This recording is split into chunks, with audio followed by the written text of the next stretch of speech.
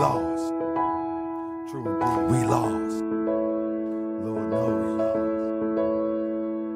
I'm about to say something to make you not like me. You might catch feelings and you might want to fight me, but I don't really care, I'ma say it anyway. Why most comedic guys seem soft and gay. I'm not saying all, but a large amount. Have you ever heard the words that come out of their mouth? Yeah, they cuss like a sailor, but they follow my eye. They carry unks and wear makeup and thinking it's hot. I think they need to stop, this is a new era. I wonder if the pharaohs ever wore mascara. It probably was a death mask misunderstood. Don't let them D-boys catch them up in the hood. Why NOI? Stop patrolling the block. We get shot by the cops and we calling the cops. Come on, y'all was on another level. The black man was God, the white man the devil, now the white man, or better yet the European, and the Mars and the bean pies are sold by Koreans. I'm talking what I'm seeing, I'm just a reporter. How you call a woman to be and you got a daughter. Talking about the Hebrews that demonize women and choose Esau over brothers and kin. Probably timid, soft, and scared to fight. Yelling and wearing spikes, trying to fake me out right. But you can't fool me, cause you make a little noise. Cause deep inside, y'all some scared little boys. You really wanna ride, let's take it to the beast. Get revenge for our people killed by the police. Yeah, right. Y'all ain't busting the grape. It appears that you fear and you in love with hate. Correct me if I'm wrong, we might all don't get along. European psychology got us all gone. You think we divided cause I wear fez and she wear oak and he wear dreads. But the vision don't start there, it starts in the head. I'm here to wake you up and get you out of the bed. We lost to get you out the bed. I'm here to spread love and get you out of the bed. The vision don't start there, it starts in the head. I'm here to spread love and get you out the bed. Wake up. I'm here to spread love and get you out the bed. Wake up. I'm here to spread love and get you out the bed. Wake up. I'm here to spread love and get you out of the bed. Wake up. I'm here to spread love and get you out of the bed. Oh yeah, I'm here to spread love and get you out of the bed. Y'all think we divided cause I got a fez and you wear and she wear dreads. Y'all think we divided cause I wear fez. The vision don't start there, it starts in the head. And she wear and he got dreads. Moors need to wake up too, so I'ma wake up you so we can get it. I be that boy you gon' remember, be more. I be that boy you gon' remember, Nap Town. I be that boy you gon' remember, Tahaka Bay front line till the law call my number. I be that boy you gon' remember, LA. I be that boy you gon' remember, New York. I be that boy you gon' remember, Tahaka Bay front line till the law call my number.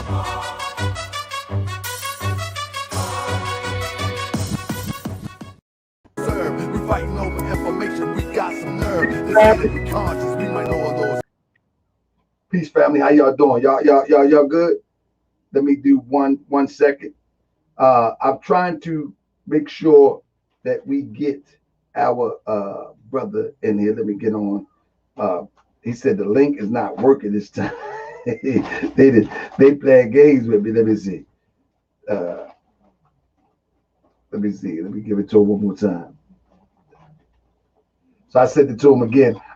So someone asked, let me see. I think Jay said,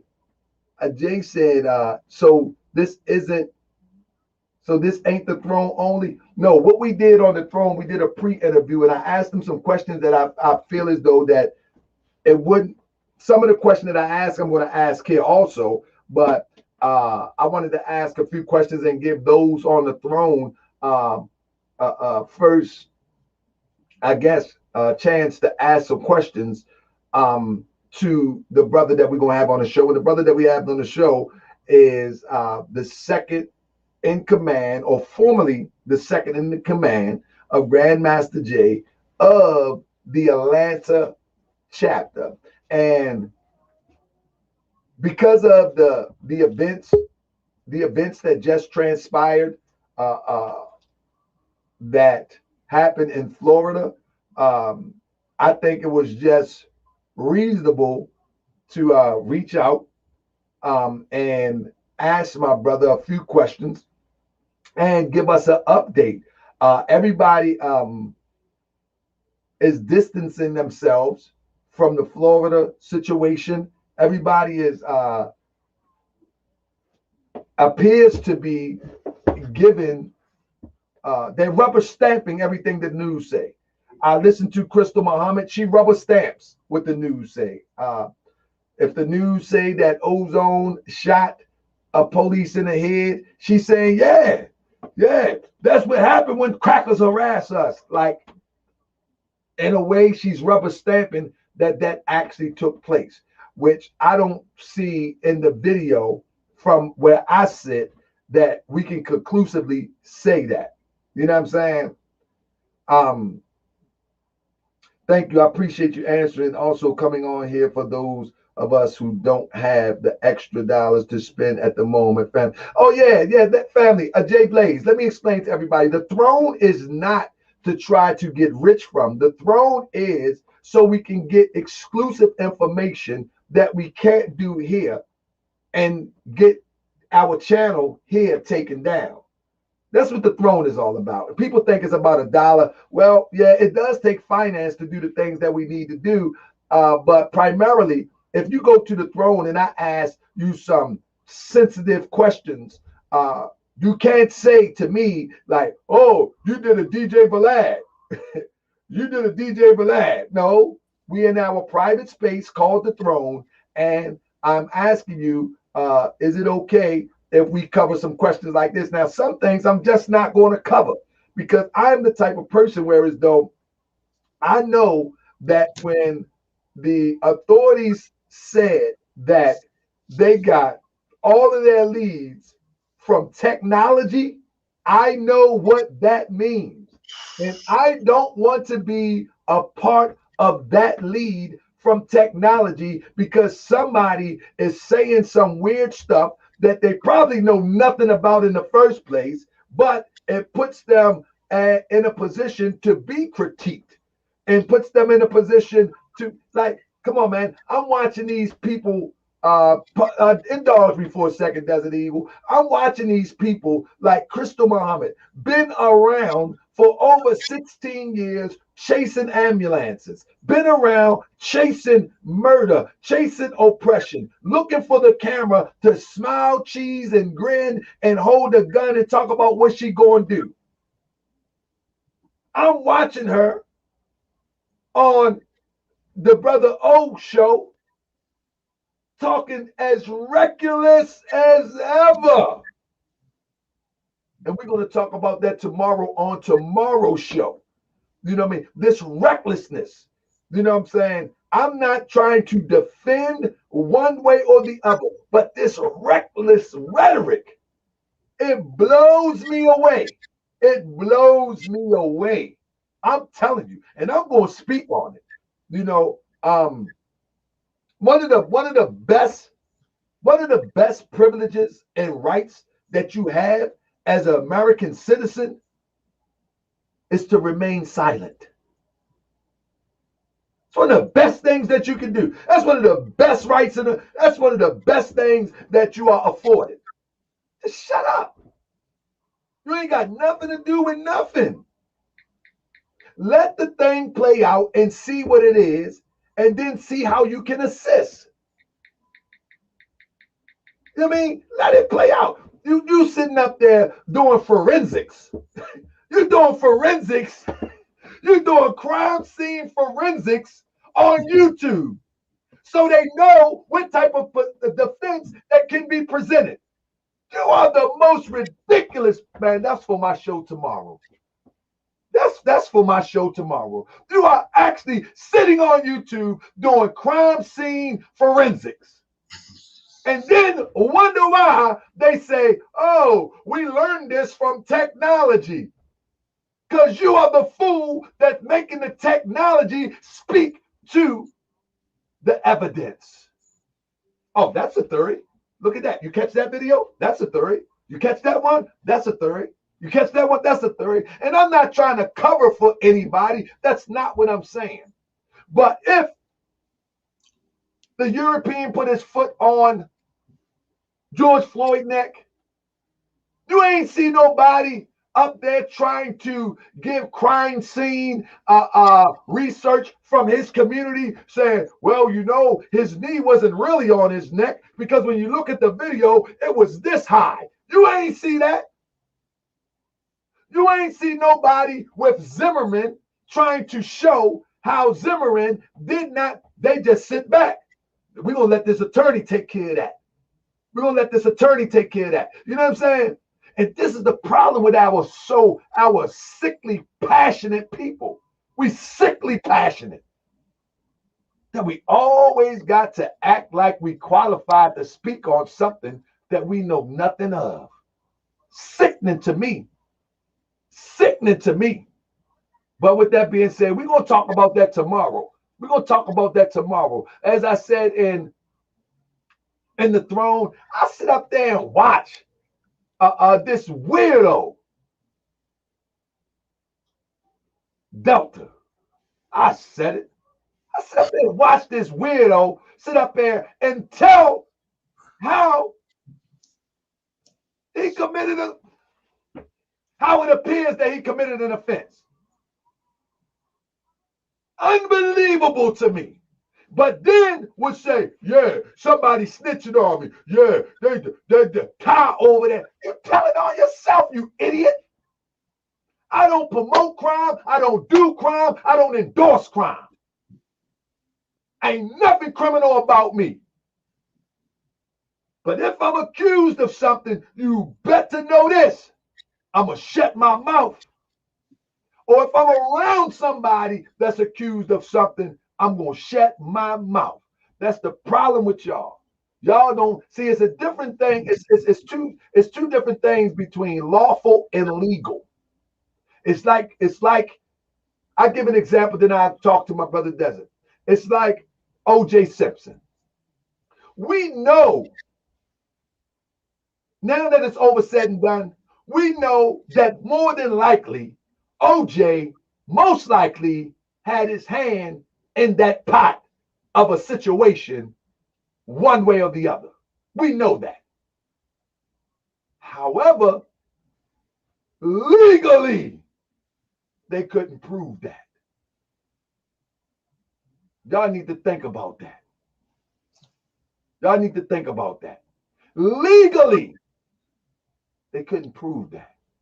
And the reason why they couldn't prove that, because Johnny Cochran told everybody associated with it, shut your mouth.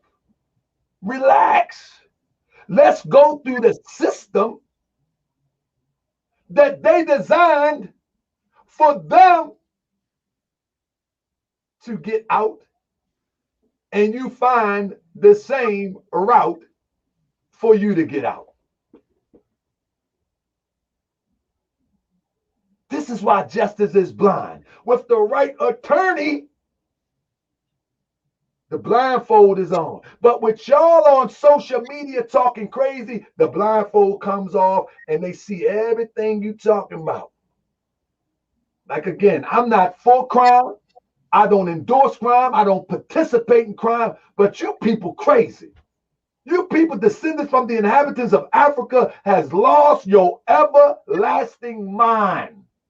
With that being said, I'm going to be hyped on that tomorrow, family, at 9:30. I'm going to have clips and everything. I'm going in tomorrow, family. With that being said, Brother Desert Eagle, thank you for indulging me, brother. We back here on Moorish World TV, on YouTube. Brother, can you tell the people a little bit about yourself for those who don't know who you are? Because, yeah, you still considered one who plays the background. But I'm so grateful that you entrust me with your evolving into who you are today. You trust me with your information that you want to share with the people. And I'm telling you, I'm honored. You know, and I just hope and pray that you are a man of integrity and don't trust everybody with your information so it won't be twisted and crazy and have you looking like a lot of these fools out here. But I'm honored that you allow me to interview you, brother, because you have the experience that can paint a picture as to what's really happening today and what happened yesterday. So, brother, tell the people a little bit about yourself to bring them up to speed. Well, for those who did not see the introduction, for those who did not see the, I guess you could say, the impromptu introduction of myself to the, I guess you could say, the conscious world, I'm Desert Eagle. I was second in command over the NFAC under GMJ. I've been second in command since late December, early January. So he made me second in command over the NFAC. My role initially, I've always been first I was the Atlanta chapter commander. Then he made me state chapter commander. He made me state commander over Georgia.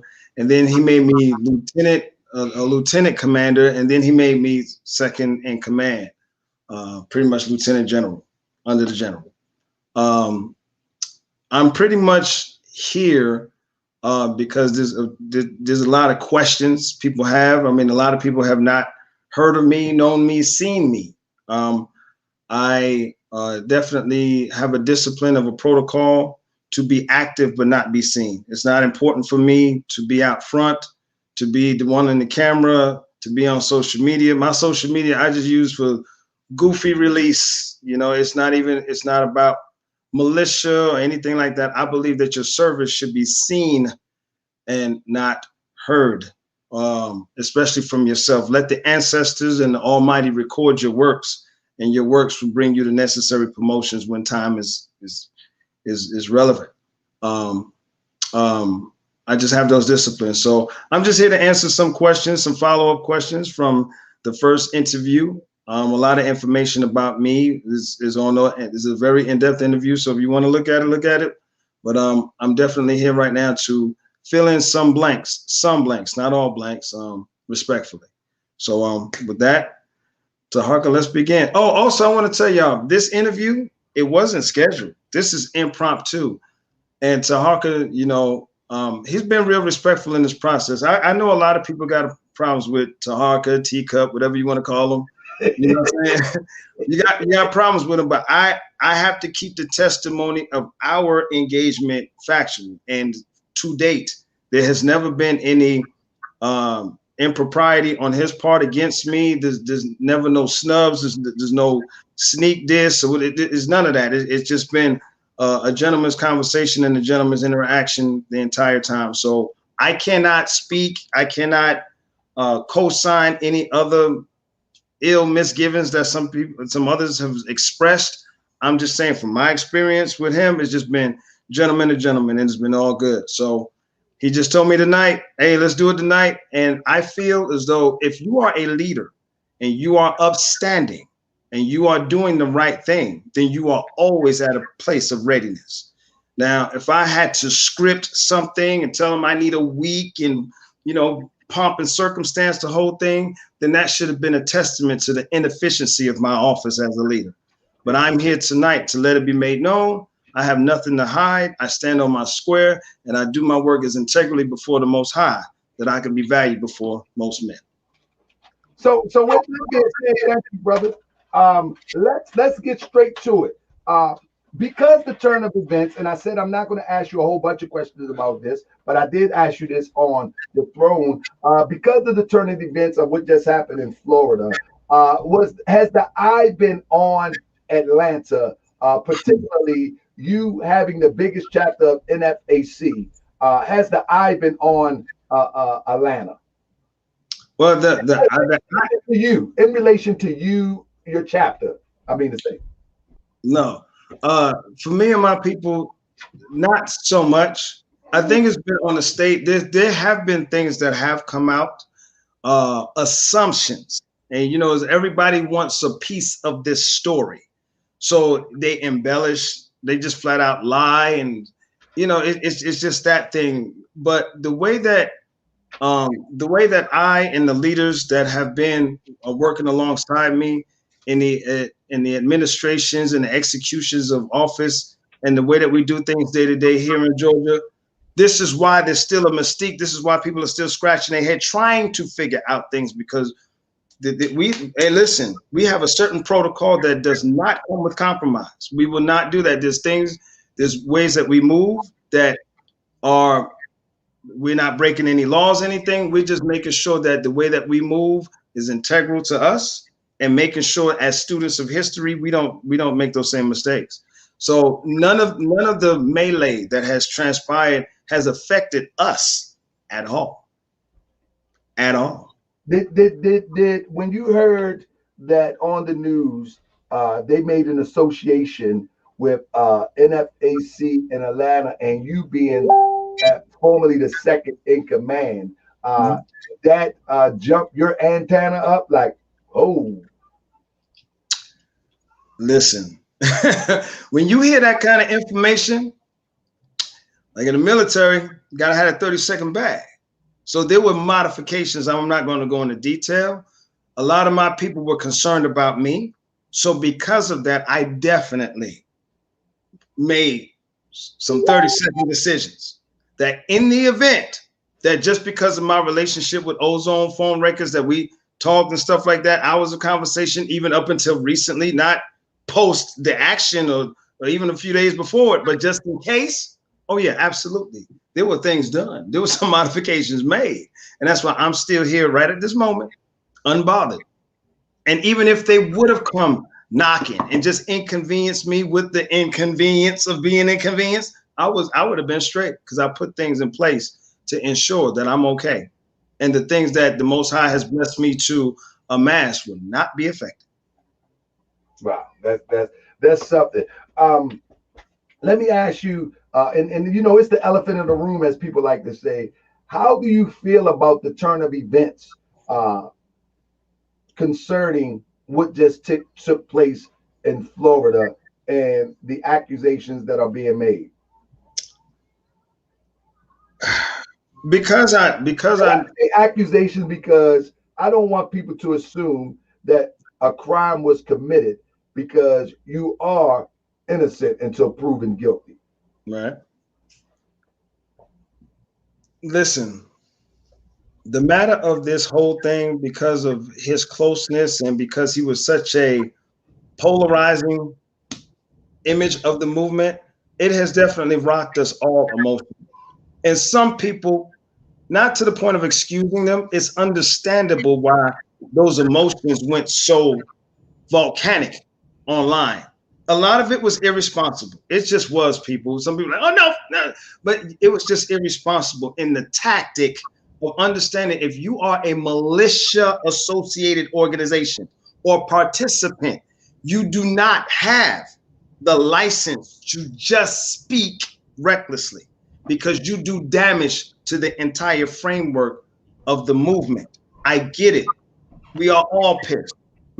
Even my people, incendiary, like just pissed, like lava. I'm like, but listen, we will not take it to social media, and we will exercise underground protocols at all times. We won't be reckless, because this is the kind of rhetoric that they have the power to just use against us. We're not empowered to just say things and just say, oh, my bad, and bring it back, because everything that we say and do can and will be used against us. So we can't get emotional and just be like, well, you know, they locked up Ozone. The hell with it. All the cops should die. Whoa, chill out, because certain things that they could take verbally as a declaration of war. All right. The words of man can start battles that we're not prepared for. So we got to be wise in the way we engage with this. There's nothing wrong for being an advocate for them and all of that, whatever, but we can't be irresponsible at the tactics associated with expressing our sore dissatisfaction of the events. We just can't do that. Let me get a big shout out to Uncle Sug. Again, y'all need to go check out his platform. And speaking of Uncle Sug, he got a video about Messy X over there that I really like. And what do you feel about people are using this to advance and build their platform. Now, I've been accused of using Grandmaster Jay to advance my platform, when in fact I just only wanted to inform people that this is not consistent with revolution. Grandmaster Jay, his rhetoric is just not consistent with revolution. And let me just give you some examples. And it was the gifts that keep on giving. It's because he always did some goofy stuff. You know what I'm saying? And it just kept on giving.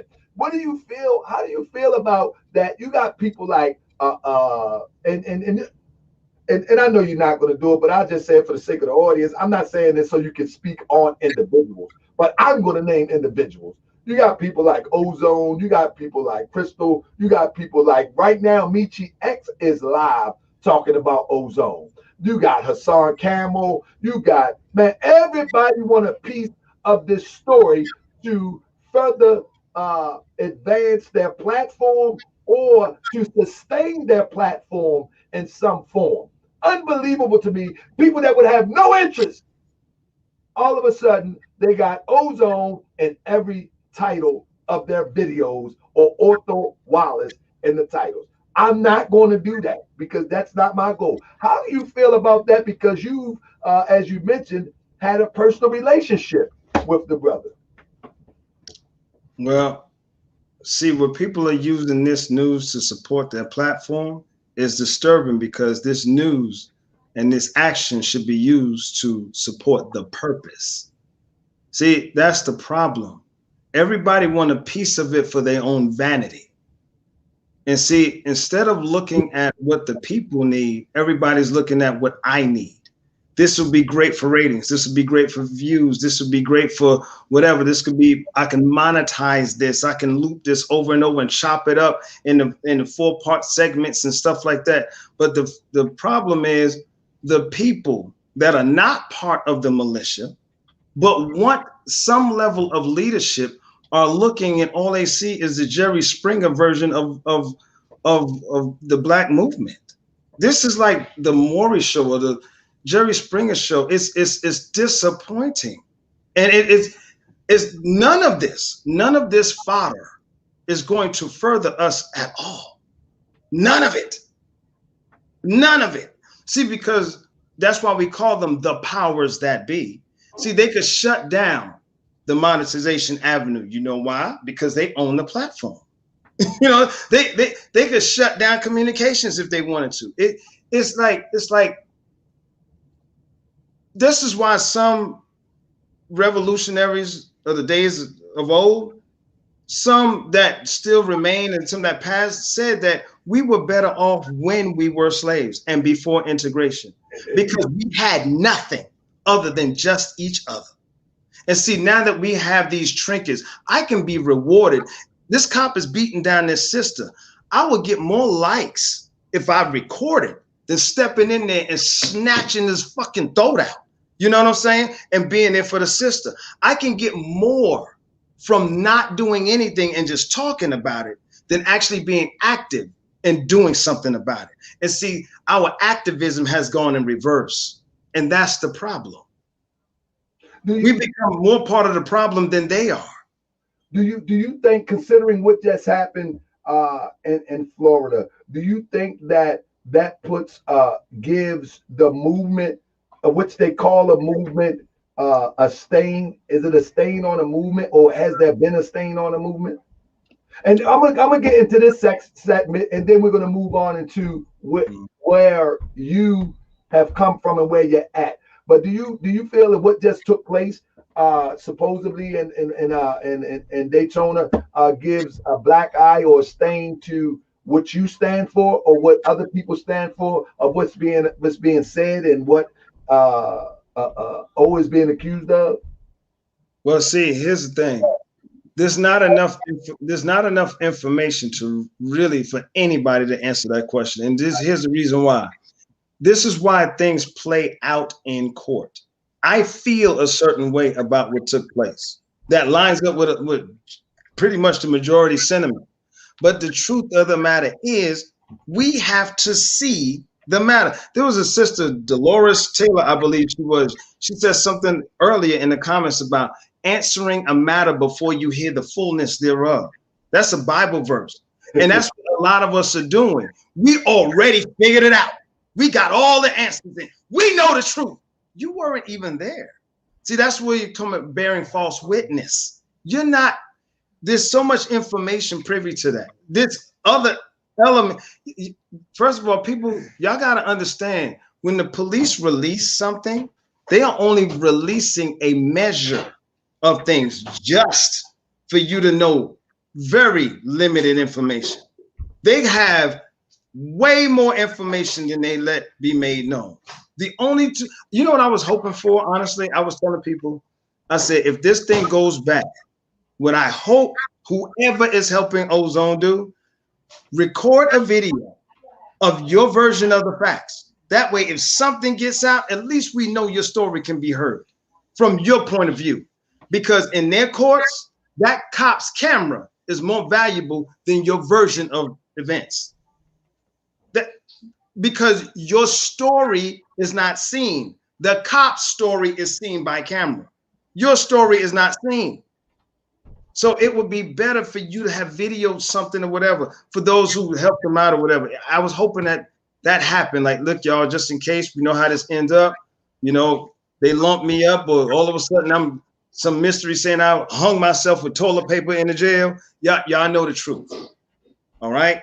I was hoping that maybe that they did do it. I don't know, but I was hoping that happened, you know, so, but it didn't. Was the NFAC, they seem very much unorganized back then up to now.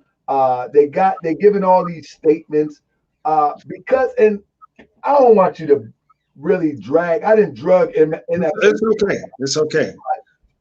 Are they really that unorganized and that what I mean, when we talk about militancy, okay, I did a show talking about the events that just happened, and I was talking about freedom fighters. I was talking about the Black Panther, how they had organizations in place, they had lawyers in place, they had things in place to assist Assata Shakur. They had a lot of things in place to ensure that they had a cushion under them if things went awry.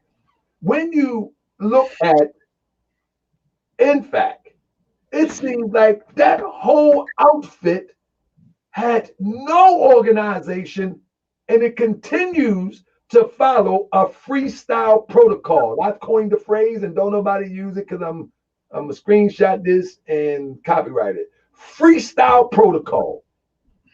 They just freestyle when things happen. Is that how NFAC was operating, but giving the illusion that they was tight-knit, fully trained sharpshooters, all military? Was it just a ragtag outfit, brother? You something else. You something else. All right, listen. I'm gonna just. You ready? Listen, I'm ready. I'm ready because always give reason for the hope that is within you. So with that being said, praise the Lord. Now what? You wrong, bro. Here's the thing. Yes, and more yes. Unfortunately, and there's a brother on here. I know that's your boy, Cryptonomics. Listen, you can't see everything at the beginning. All right, you got to experience the leadership, and with discernment, then you figure out some things. So under his leadership, after seeing some things, I made the necessary changes, but that came by exposure. All right, I didn't know the man. So everybody who joined the NFAC, for you critics that keep saying, y'all should have seen this at the beginning. Like, no, chill out, because there was good and bad. That's what makes things twisted and difficult to disseminate or to discern certain truths. You got to weigh it against things. And once you discover, like, wait a minute, now I see this doesn't add up, I have reason for questioning. And even if you have hope that things will turn around and you see that they don't, then you say, on the merits, I have to leave. But you gave it time to assess. It's no different than any other relationship, job, or anything else you have in life. You give it time to assess. Now, on to your question, Taharka. Unfortunately, yes, the NFAC did not have any any protocols for structure at all. This is why, for those who know, in Georgia, this is how I became a commander, because I wrote a structured policy for the NFAC and submitted it. That is the truth. All right. I did. I wrote a very in-depth, step-by-step, everything, because I saw that there was no organization. Secondly, as far as there was no true roundtable of headship. There wasn't. There was commanders, state chapter, this, that, and the other. Okay, you get a chapter, you get a chapter, you get a chapter. None of this was based on any vetting at all. That's just honest. And any commander that says anything else, you're lying. The truth of the matter is there isn't a single commander that has been, not even me, have been vetted by any process at all. It's just an appointment. You're a commander. You're a commander. You're a commander. You get a car. You get a car. You get a car. You get a car. Everybody gets a car. That's just the honest truth. Now, I will say this respectfully. The commanders, a good portion of them, not all of them, a good portion of them definitely were worth their weight in service. They did the best that they could with what they had. Some of them never been leaders in life, never even had a managerial job. And then all of a sudden you running a militia and you never even served in the service. So it was very difficult, but the driving force that did allow a lot of the successes in some of the chapters was because the people were just all bonded in purpose. So even though there was not a lot of training, a lot of leadership skill, a lot of that, whatever, the unity of purpose galvanized the people to move as a unit. And aside from everything else, that is to be, saluted on the merits, because the people got together for purpose and respected those who were in place, who's never been in place like that ever in their lives. So it was like a brotherhood, sisterhood of respecting commanders. Now there was definitely some nigga nonsense that went on, no doubt. But because there was no structure, that is to be expected. There was no leadership protocol at all. It was as it went. As you saw, after he got out of jail, like I said, it was a fire sale. Desert Eagle, you're over admin, finance, sister. It's just like he just gave away the organization. And I told a couple of the brothers, I'm like, if y'all don't understand what he just did, that means he knows going forward, this organization is no more. When you get out of jail and your first meeting with really strangers, you just give away your organization. There's something that that we're going to eventually find out. This is a fire sale. So no, there was no structure. There was no council. There was no elders. There was none of that. That's just the truth. Seriously, that's just the honest to God's truth. Let me thank Roger Jones for the super chat. I appreciate you. I appreciate all those who have already hit the Cash App, and those who hit the Cash App. Thank you, because you help to contribute to further this honest media, Moorish World TV, and this honest research. Let me also thank Tara Williams for the super chat. Also, let me thank Sug, Uncle Sug, for hitting the Cash App, and those who have hit the Cash App. I'll get to that in a minute. Let's get to this. As we, I got to comment on this real quick. Let me comment on this real quick. So we are right now. Hold up one second. We are right now in the midst of a brother being accused of some things that is unimaginable. I know I wouldn't want to be in that position to be accused by these Europeans and judged by these Europeans in such a way at this hour, because I know from my research the infiltration within the gun community is real high. I know that people are so hungry for attention in this social media age. I wouldn't want to be accused of anything. I'm telling you, because for who I am, social media is going to convict you by default of people just keep on coming with their opinions. But with that being said, I wanted to share this real quick. As I was speaking to you earlier, right now, Michi X is cashing in on this conversation. And, she's a content creator. It is what it is. But the highlight is you see Delta in there. Tahaka Bay set us all up. His platform is bugged. See how goofy this is? My platform is bugged. You come on Moorish World TV and you're not making any sense of what you're talking about in the first place. So, but you're everywhere else. You're on Crazy Viking. You're on the Crazy European Darren. You're on all these platforms talking all of this stuff. Brother, to my point, how will you vet people? Because we're about to get into what you're doing. How do you vet people to weed out this type of mental illness? Like, you get on YouTube and tell all your business and then say the platform is bugged. What? How did you, brother? If I get up on here and tell Vlad that I done sold dope for 30 years, that I done brought it over by the way of Mexico for 50 keys for 10,000. If I go up and then they come pick me up, you can't blame Vlad. Right. Delta is a nut. But with that being said, to my point, how do you vet? I don't want to know your process, but do you have a vetting process? Because this is mental illness at its finest. To be honest with you, Tahaka, the only true vetting process that mankind has that will work is just time.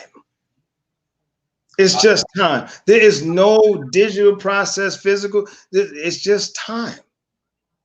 Even the Most High tests his people to see what they made of through time. You got to watch them. It's just, you're dealing with human beings. Everybody's thinking that there's going to be this form of absolution that's just going to take. There is no.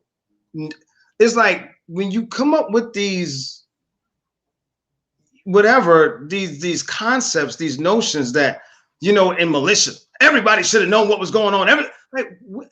Never in the history of man has there been a situation where everything was absolute, where they all knew everything. There's nothing.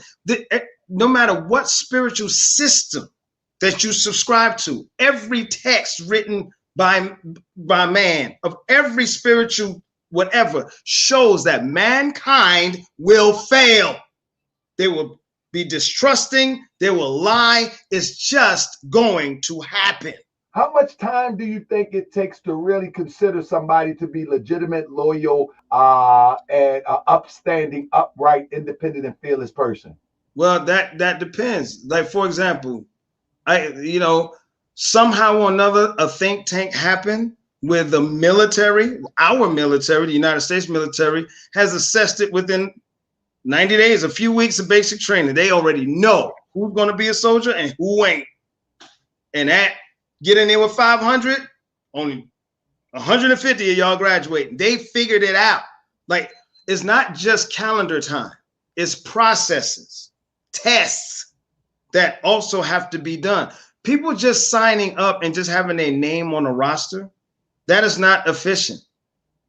Let's see what happens if they got to pay monthly dues. If they go out, have to pass certain tests, trainings, this, that, and the other. Like, they have to do things that cost them in order for you to see if they're really a part of this. When you start getting that person or those people They got an excuse why they don't want to pay their dues. They never want to show up to training. They don't want to show up to any meetings. They don't want to read any text. They don't. Wait a minute. That's enough evidence that we need to know. We don't need you around. Do you believe that Grandmaster Jay? I heard in one of the interviews that we did before, as well as and family, I'm going to be releasing that, but I'll make sure that Desert Eagle is fine with it. I may be releasing that on YouTube. His conversation with Grandmaster Jay that those in the throne have heard. But I'll make sure that he's comfortable with that before we do that. But do you, in that conversation, you said that Grandmaster Jay is anointed. Do you still believe that he's anointed? All right, listen. Not to belabor this point, but listen. Based on my personal convictions, I'm not telling nobody else that he is, and they got to believe that. Some people are here are Buddhists, whatever, this, that, and the other. Some people are atheists, whatever. That's fine. I'm just saying, based on my convictions, based on my assessment of him, my knowledge of the biblical text and understanding the ins and outs of leadership, the things that he was able to disseminate. Yes, there is a measure. I'm not saying he is like the Christ and nothing. Like, I'm not saying that. What I'm saying by anointed is he is definitely blessed with a certain set of gifts.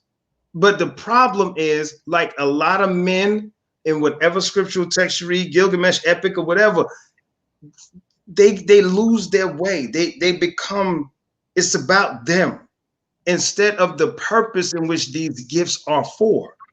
And what happens is they taint their own destiny. But I mean, is it fair to say that the pharaohs of Egypt, they did some mighty things before Moses, but that doesn't mean that those pharaohs was the anointed because they did some mighty things. You know what I mean? Moses is actually the anointed. I don't want to argue. Right. No. I get what you're saying.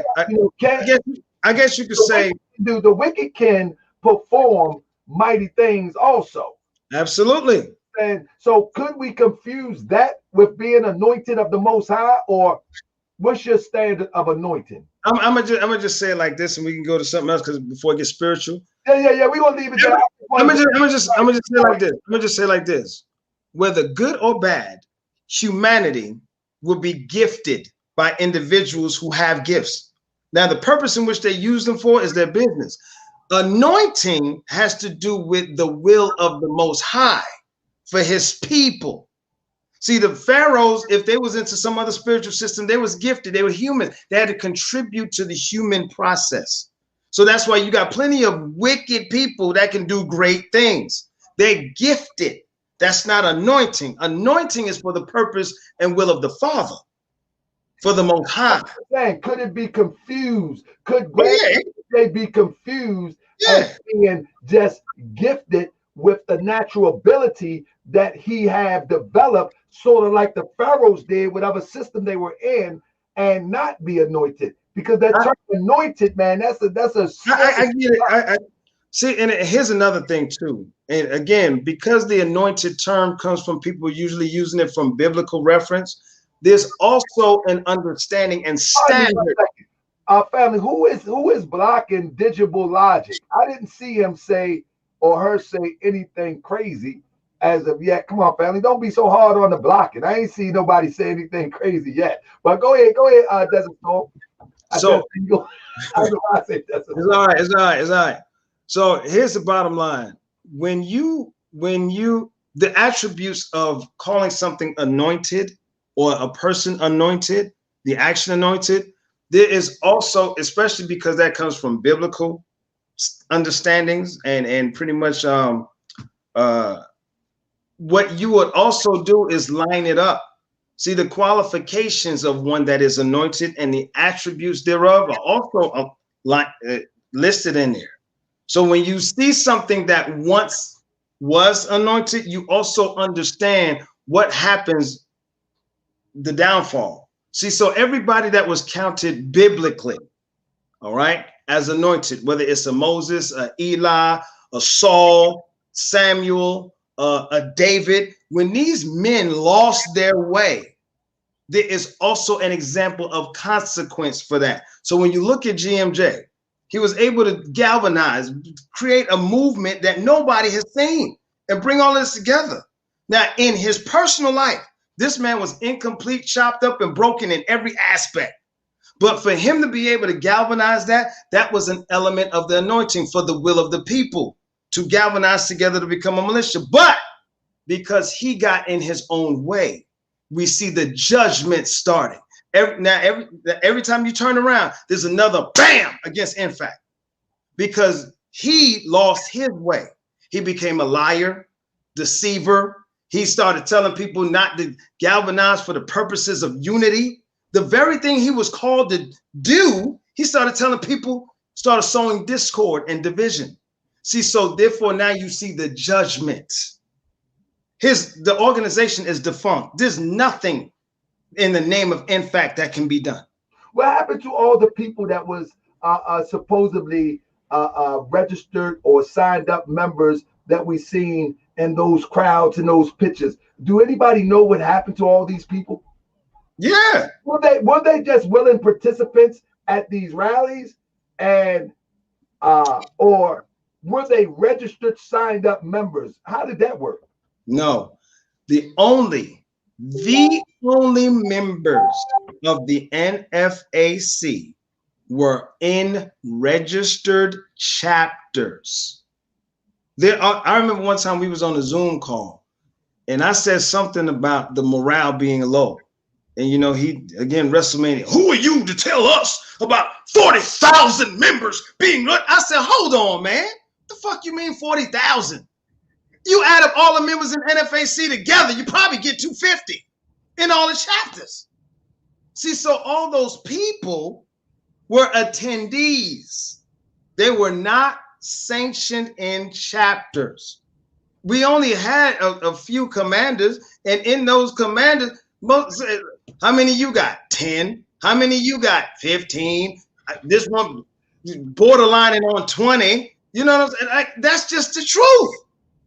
So I don't know what 40,000 you talking about, because all the commanders are right here, and all of our numbers together, you may get 200. So I don't know. Like, what are you talking about? So those people, salute to them. Those people that came from far and wide, salute to them, because they galvanized for a specific cause in the solidarity of mobilizing for the cares that we have as a Black community. However, they were not part of sanctioned chapters under commanders. And listen, Tahaka, I don't want to be disrespectful. Listen to me. Listen to me. Go ahead, brother. People, listen to me very carefully. And Georgia will tell you this. All this commander stuff, organizational stuff, whatever, I am first a man. So I don't know who you are, crypto, but I am a very resourced man who has no problem visiting you. And whatever negativity you want to keep putting on my name and disrespecting me from behind these lines, this digital apparatus, I welcome you the opportunity to see me. I have no problem visiting. Now, I don't want to be the person that I used to be to my people, but as a man, no man will ever be allowed to freestyle disrespect me. And I invite you at any moment you want to be a man and say those things to a man. And then we'll see the outcome. Now, let me move on. So, as far as the numbers, it wasn't that. It wasn't that. Okay. Again, it just wasn't. It was a great show. And respectfully, shout out to the other organizations. There were a lot of attendees in these formations from other militia. You know, I'm not going to put their names out there, put their business out there, but they were there, but they were asked not to wear representations of the flag that they flew. So that's why you just see all these people just all in black. But all those people weren't just, I guess you could say, solely NFAC people. because some of them were part of other organizations that had their people out there in the solidarity of cause. It's just that their flags weren't flown. Right. So it was a lot of that too. So no, we never had no tens of thousands of people. No, it just wasn't that. Unfortunately, it just wasn't. That's just so at this point. You mentioned earlier that NFAC is pretty much defunct. Does that mean that it's a handful of people that's rallied around Grandmaster Jay and the rest of fans, or does that mean that we don't have to anticipate the gathering of the masses in black with guns anymore? Let me tell you something. Everything that is going on with him right now is all about his case. He don't want nobody doing anything, participating in anything that will make it harder on him. Period. That's just, as far as the people, I've talked to a few people who still riding with him, and their thing is, Desert, he woke me up. I get that. I get that. I'm not making fun of them, but I get it. Like, if it wasn't for him, I wouldn't be here. He woke me. I apologize to the brothers and sisters that I spoke to. I'm being inappropriate and mocking you in that voice, but out of respect for them, they were in a place in their life where that was valuable for them to be counted amongst the framework of being there for their people in service, whatever. And because of that, they want to stay loyal to that. It's like, I owe this man something because he gave me something that I didn't have in my life before. And people may comment and this, that, and other, whatever. Some people support you, Taharka, because they call you, hey man, Grand Sheik, you exposed me to some information. I'm riding with you. So we can't fault people because of the revelations that they receive to make them whole in their life. I think one of the things we need to understand that I'm not going to abuse people's support of me. That's one thing I'm not going to do. And I believe that Grandmaster Jay abuses his supporters, even those that was under him, man. I listen how he talked to people, man, cussing them out, man. I'm like, what in the world? Let's see what Crip said. He said, come see me, Mr. Second in Command. I got the welcome mat waiting for you. Family, I don't want to turn this into the battle royal, Crip. But with that being said, let's just get to it, because I think what Crip is getting to is that that you're not a legitimate representation of a freedom fighter or revolutionary. Let me ask you, when did you begin your journey as a frontliner? Did that start with what is that, NFAC? How did you get involved in this sort of facet of life, if you will? Okay, here's the thing. Prior to the NFAC, I've been very active in philanthropy and everything in my community. I've always done low-key things. I have this thing about me where I just want the Most High to see what I do. So I got plenty of receipts. I mean, YMCAs, churches, I mean, all kind of organizations, 501c3 homeless organizations. The city knows me, the state knows me very well for my level of philanthropy for my community, you know, Boys and Girls Clubs, all of that. All right. So yeah, definitely. The thing about this is,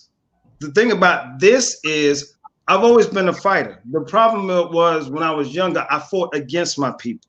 I wasn't a credit to my people. I did things against my people that were very destructive. Some of those things had collateral effects where families were affected for a long time and still are affected.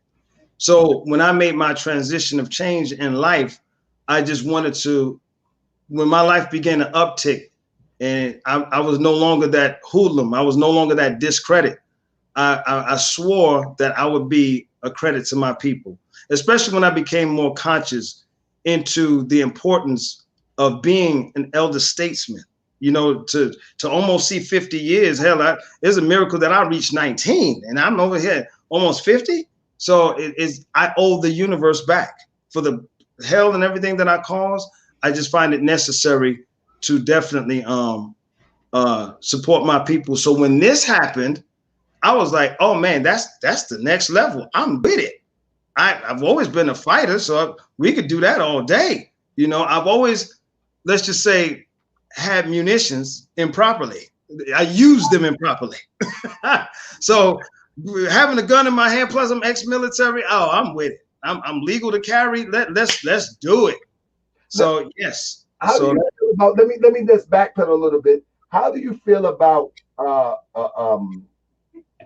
rallying around Ozone during this time of what I would call time of crisis? How do you feel about that? There's nothing. The reason why I'm asking is because we know of the public opinion right now is that our brother, according to these Europeans, he is a monster. According to the media, he is a monster. But there is no trial taking place. There is no evidence presented. There is no nothing. So I see a lot of people claiming to rally around with lip service, but I'm talking about genuinely, you know, to rally around something of this magnitude, it takes resources, it takes sacrifice, it takes a whole lot. How do you feel about rallying around Ozone during this time of crisis? What's wrong with it? I mean, you got a nation that still got statues up of Robert E. Lee. To support, excellent point, brother. You know, excellent point. Right. So to support somebody going through a travail, whether they did it or not, that's just human decency. They can't say, well, they just doing that because they want to see all cops there. No, this is a human being that is going through something. Most likely, they're never going to hug their kids again. They're never going to touch their wife again. They're never going to soak their feet in the sand. They're never going to eat decent fruit or a meal again. So we just have compassion on this individual. See, there's a way to support in a way that you ain't got to do it in such a bombastic fashion that you stirring up all the hornets against you. It's just being wise about the way you wage war, if this is what you're fighting. For those of you who out there like, the hell with that, we go, okay, but that's great. But there's a way to funnel those passions and energies in a way that you're not causing more harm on yourself while you're trying to help the brother. Because the brother can't get the aid if you find yourself handicapped by the actions you're taking, and now you can't get them the aid. See, because everything that we do, we got to go through their systems to do it. We don't have the systems. We don't have the GoFundMes. Everything that we do, we have to go through their setup systems, even to support our own brother. So be smart about it.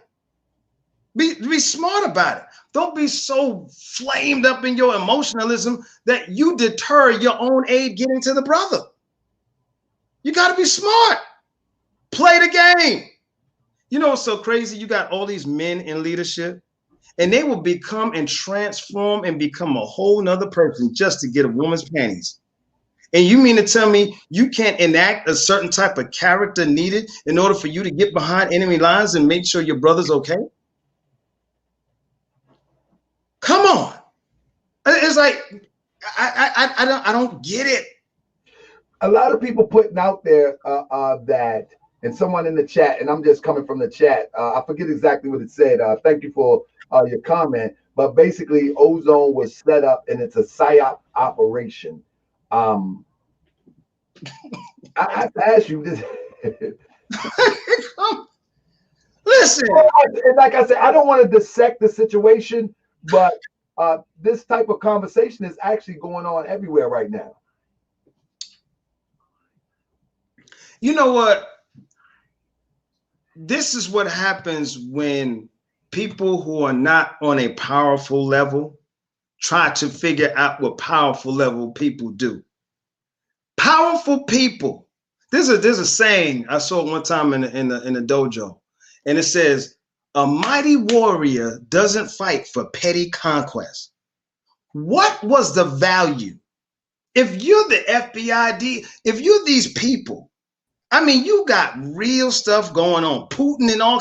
Where is Ozone on your radar to go after, to set him up for what? He's not resource. No disrespect to the brother, but he's not resource. He doesn't really lead anybody. You saw him. He was bouncing around trying to find a home. So what would these people benefit by expensing? They're gonna come for you. Be easy. They're gonna come for you. They can come, but we gotta be mature and sensible. They not look just like some people in my organization / chapter, whatever. And you know, everybody's scrambling. I said, listen, y'all don't have the communications. Y'all not talking to these people. Nobody's coming to knock on your door in the middle of the night. You're not the target. You're not even on their radar. They're not thinking about you. Represent something of a message, you know, because sometimes messages are sent. Like, for instance, when they put the handcuffs on them, the message is we use the handcuffs. This was intentional. Well, hold on.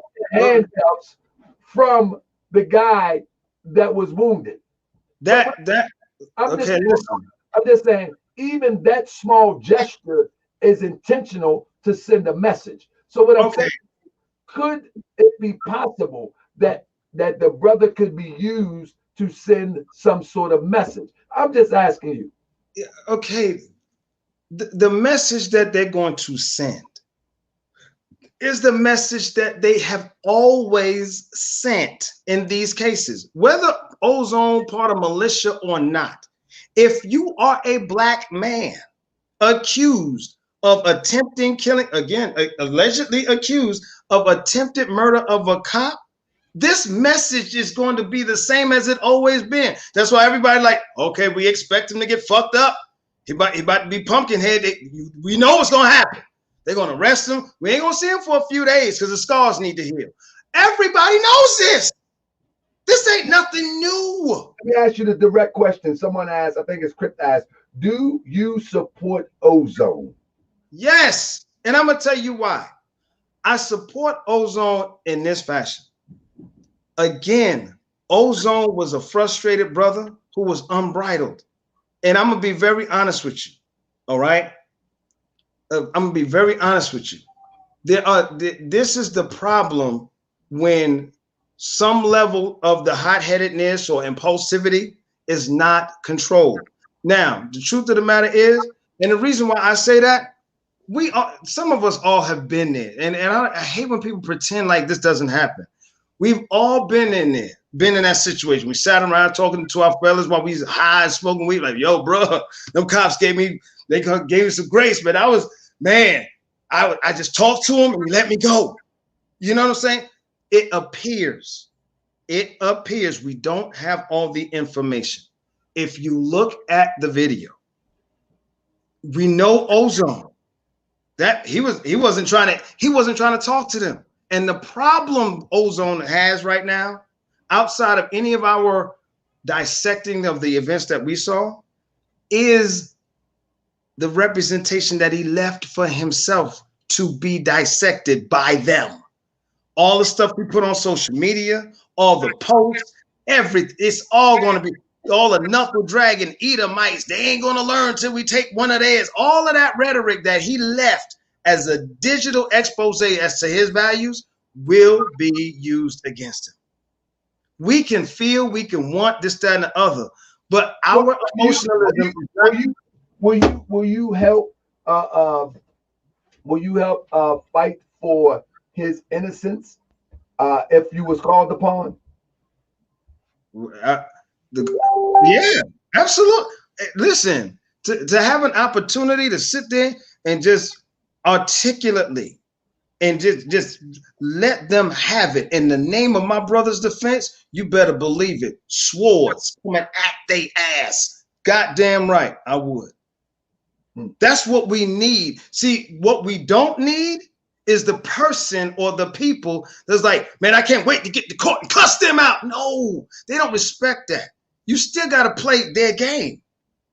See, it'll be different you know, like this is the kind of situation, Ben Crump, no, we don't need that. And see, I'm going to tell you something about the faith of the community. The faith of the community about how they see Ozone will be based on who's stepping up to represent him. If all you got is hotheads and people with ill repute and character coming to defend him, then they have already sentenced him. But if you have the respectable people, not so much bleached out and talking with all that bleach in their speech, but people that can really convey a point that's like, I'm here for my people. And what I have to say will be heard. You're going to give me audience, and afterwards I'm going to shock your ass that you got to reconsider even looking at him in the ways that you posted about him. See, that's what he needs. He don't need niggas with attitudes. He need representation. People that will represent him. So much to the point where they don't even see him as the man that they want to see him as. See, that's what he needs. The hotheads, the emotional are going to get him time. We don't need the niggas. We need the upstanding of the community to come and represent this brother. That's his chance. Because right now he can't speak for himself because he's behind the wall. So he needs representation. And all the hotheads and all the niggas with attitudes, you are going to sentence this man. You're going to help give him calendars. That's not what he needs. He needs proper representation. Something that when they walk through the door, they can say, you know what? Like, behold, there's an Israelite and there is no guile. That's what Ozone needs. He needs that level of representation. Without that, he doesn't stand a fighting chance behind their walls. So respectfully, brothers and sisters, all of y'all who want to be on that rah-rah shit is going to get your brother some time. It's time to be respectful. It's time to be decent. It's time to be smart. It's time to be like a sniper with your militia. It's time. All that rah-rah shit and all that Facebook shit, whatever, that's disgusting. That ain't going to do anything. And to your point, real quick, brother, to your point, tomorrow I will be addressing just that. I will be addressing that on this flyer right here. I will be addressing Grandmaster J, Crystal Muhammad, and Oscola. No one is safe. The new and improved confidential informant, law enforcement's most valuable tool. And this show is going to be about how social media has become a tool to convict those who are accused from the most innocent of mistakes to the most egregious crimes, if you will, that people are accused of. And the way that they do it in the form of acting as if they're standing in defense, and the code word, stay on code or solidarity. And they start talking and running their mouth, and I'm going to show you clips. And the ringleader who's building up this platform to funnel this information, it appears to be, to me, OC the Great. And I'm going to show you why tomorrow with some bomb evidence. Now, I don't know if he has a love for podcasting, if he have a love for a spotlight, I don't know. But I will tell you this. He's been trying this for a long time. And he rode the coattails of Grandmaster J until he found out just very recently that Grandmaster J ain't gonna do too much talking right now.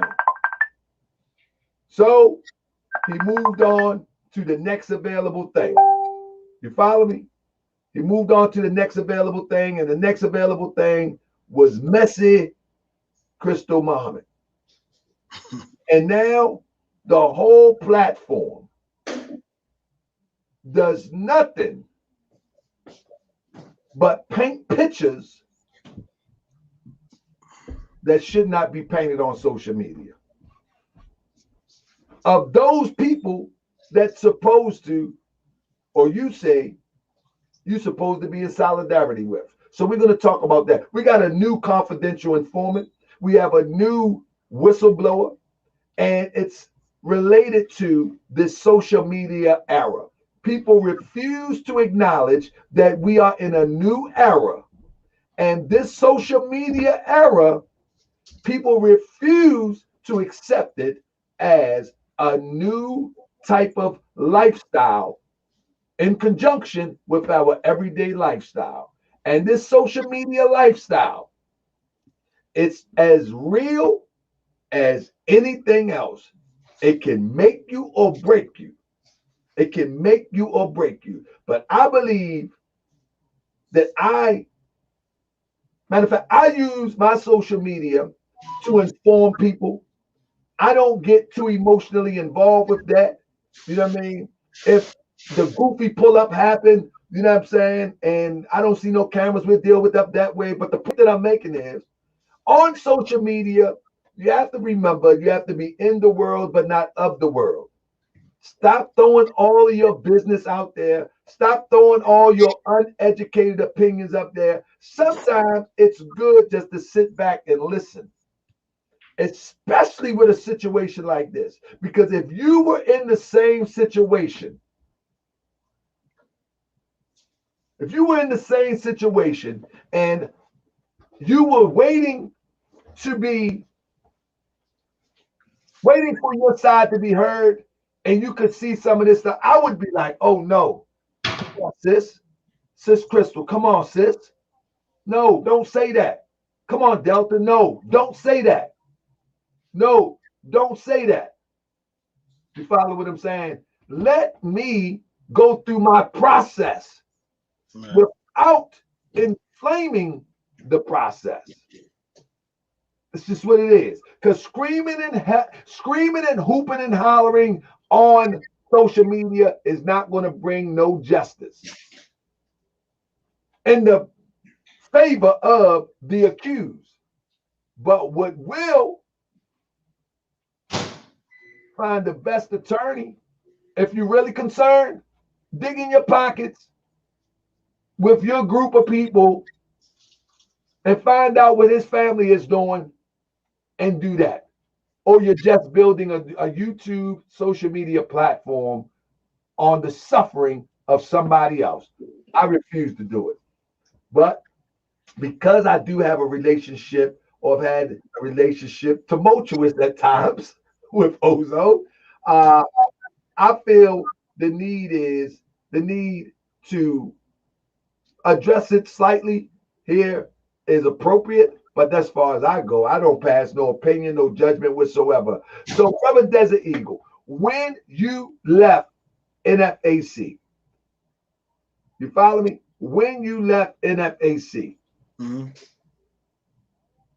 you now started your own, or matter of fact, I'm not going to say you started your own. Your group or chapter that was a part of NFAC, they have now renounced their association with NFAC through your leadership. And at this time, what are you doing at this time, bro? All right, so let make a couple corrections. It sounds like something's ringing in the background. It is. Let me.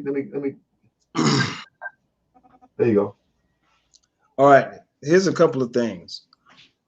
Just by being smart and analyzing all the current movements that are out there, it's in the best interest of the people that there be no single figurehead. What we're doing right now, what I would say is we're continuing on in the mission for our people. We were all brought together solidified by the purpose to mobilize for our people, for community works, economics, religion, not religion, but fitness and militia. Those things are still very much important. I don't care if you in Cabrini Green or in 40 projects or the pink houses, whatever. You need this. We need unity. We need change in our communities. Our communities are hurt, bro. It's hurt. And so what we're doing is just continuing on in the work. As far as the name and all of this, whatever this, that, and the other, by wisdom, it would be too premature to talk about what we are implementing. But I will tell you that the cause for our people is ever much present on our minds and our activity, and we're going to continue on in the work for our people. The additional elements of that, all the aspects, what's the name, what's the this, what's that, what y'all going to do, whatever. It's just like Nehemiah. We have a vision, not I, but we collectively have a vision, and when it's time, it will be expressed. Right now, it'll be too premature and unwise to talk about the framework in which we're developing at this point, but it will be heard, and it will be seen, and it will be of service to our people. Have you spoke to Grandmaster Jay? No, I haven't. And it's bittersweet, and I'm gonna say this on the record, all right? Because I'm sure he's watching. He always watches, right? You watch Teacup? Yeah, he watches Teacup. He's called me a couple times. Hey, I'm not getting into that. But anyway, what he say? No. Harker, you're gonna remain professional. You ain't gonna be messy. All right. So, listen. All right. I will say this publicly. Though things didn't work out in the brotherhood and the friendship and in the organization with the GMJ, that's still my brother. I'm disappointed that he lost his way. You see, the disrespectful stuff like that, it's like, y'all keep forgetting, man, y'all dealing with a man. You know, there's a boxing gym that's here in Atlanta. For all of you men that feel as though you can be reckless like that, hide behind this digital wall, I will fly you in to teach you a lesson that I'll be so grateful to teach. All right? Stop being disrespectful. All right, you're not the gladiator that you think you are. Can't let that bother you. You can't let that bother you. It's not. Here's the thing. It's not a bother, but this is one of the issues. It's the maturity that's needed for us collectively to move forward. Why do we have to have the nigga nonsense? What is it that you gain from purposely doing a mature dialogue to just be the class clown? Is your life that vacant and empty and meaningless that you got to, in front of a bunch of strangers that don't love you, that you got to get on here and act an ass for likes? You are empty, vacant, boring, impotent. Ooh. You are disgusting. It's amazing. And these are men behaving like this. Yeah. You are males. You need to be castrated and hung upside down. Let's do this. So, so hold on, let me get to my point. Because I want this to be on record. Regardless of the mishaps, misunderstandings, and mistakes, GMJ, that's still my brother. I don't agree with what he's done. I don't like what he's done. But that's my brother. And my convictions causes me to say, you know what? I just forgive him.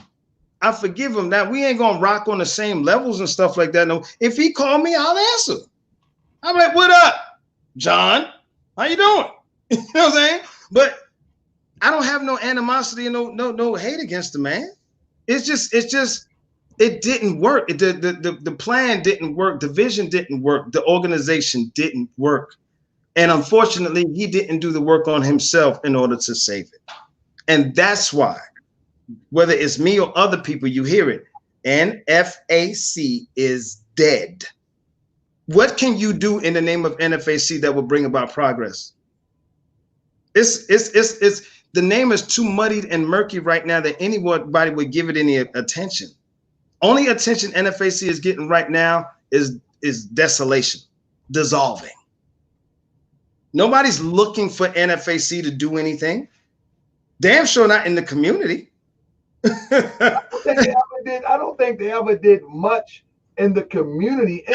That's the point. It was always chasing the next high-profile case, if you will.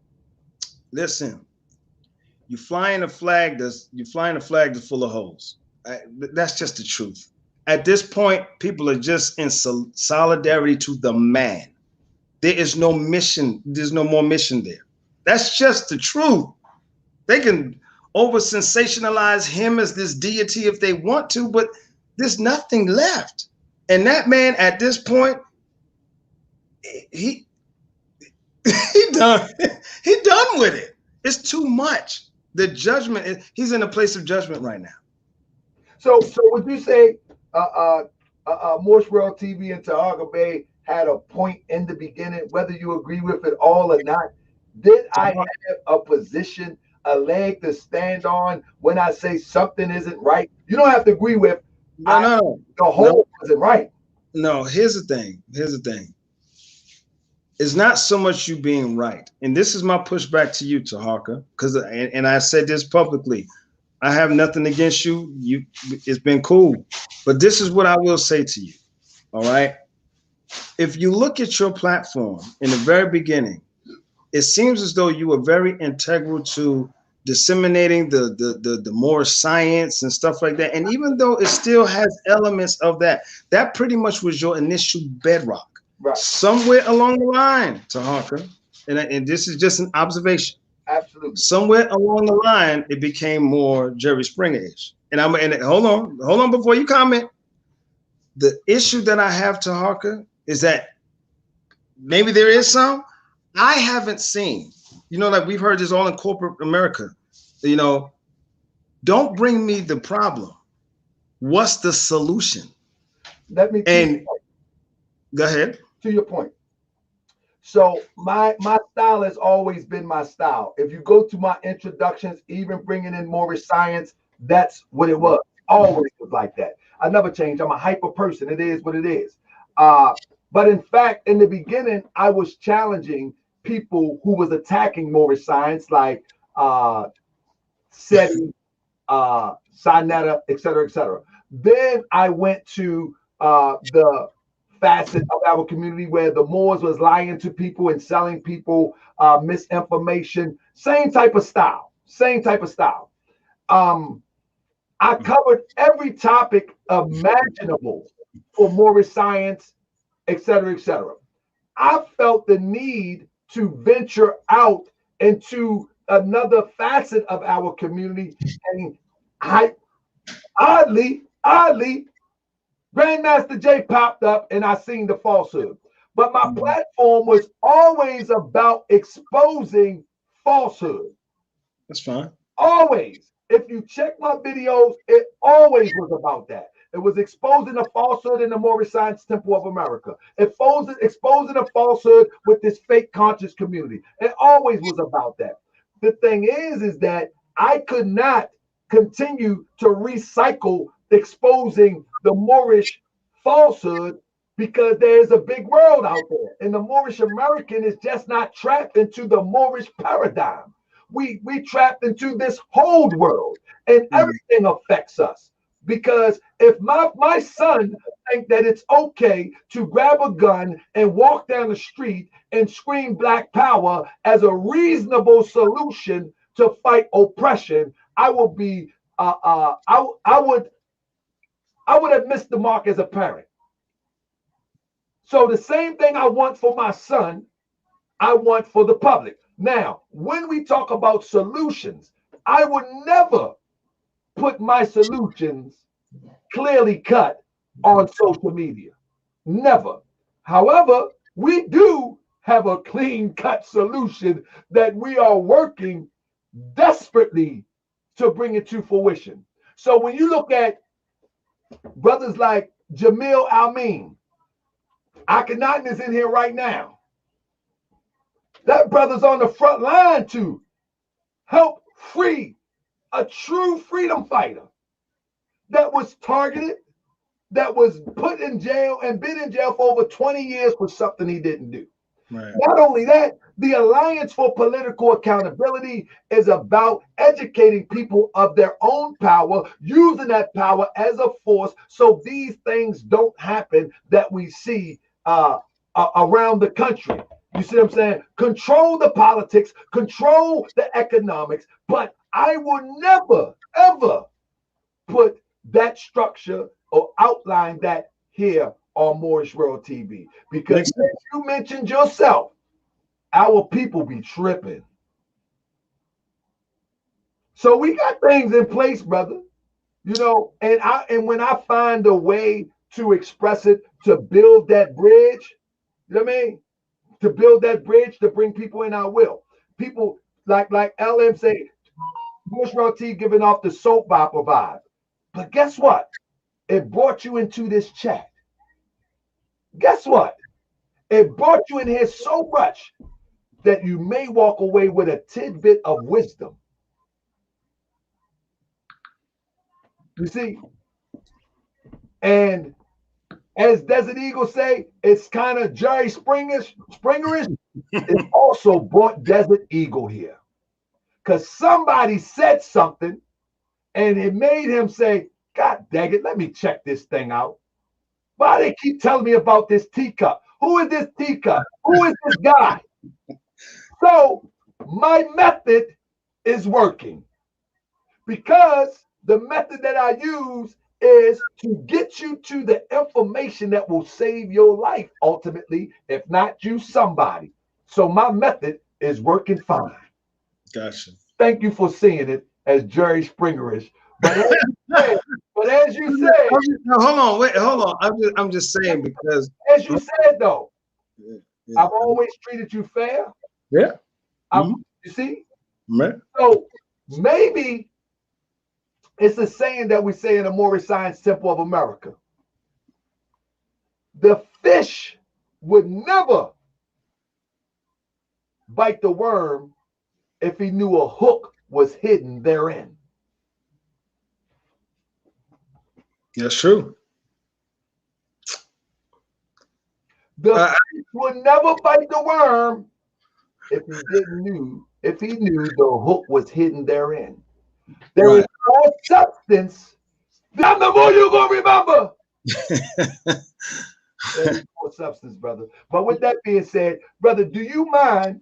Would you like to answer any questions from the audience or anything that you would like to share to bring us up to date? Yeah, before I do that, let me say this. Come on. You know, a lot of times the person that's sitting in this seat, especially like I said today, it wasn't a planned thing. He didn't have a list of questions that we went over, anything like that. Like what y'all literally seeing is just off the cuff, off the fly, and impromptu. And it's just when you take the time to make it, when you take the time, because I never exposed myself. All right. So I've been answering because I've been exposed. I never hit up to Hark and say, hey, I'm a leader. I want to come on your show. And he didn't even know I existed. None of that. So, but when you take the time to do this and you want to try to have a mature dialogue, because people got questions. There's been people that's wanting to know what the inner workings of NFAC, wanting to get some clarity of things and this, that, and the other. And for those of us who've been in it and that can usher you into that experience, just respect that time given. Like, you know, if I say, yeah, I was part of the NFAC. If I say, well, yeah, I was part of the NFAC for a month. Oh, he was in love with GMJ and loved his tight shirts. Like, come on, man. What? See, this is why, and somebody made the comment earlier, oh, he says the word nigga and it makes me offensive. Like, listen, those who enter into these discussions and these platforms with the banter and the silly and the immature, those are the niggas. To the rest of you respectable black folk, yes, we are engaging in intelligent conversation, but the niggas are amongst us. That's just what it is. In the military, we had soldiers, then we had, no offense, weak dicks, buddy fuckers. There's a difference.